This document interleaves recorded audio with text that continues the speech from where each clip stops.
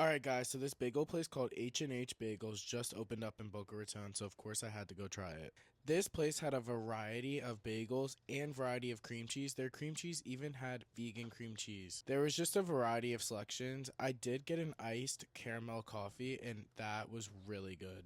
So what I ordered was a bacon, egg, and cheese on an everything bagel toasted, and I did add scallion cream cheese, and let me tell you, adding scallion cream cheese will do wonders. I will say nothing is ever going to beat a New York bagel, but this is definitely one of my top places in Florida for bagels.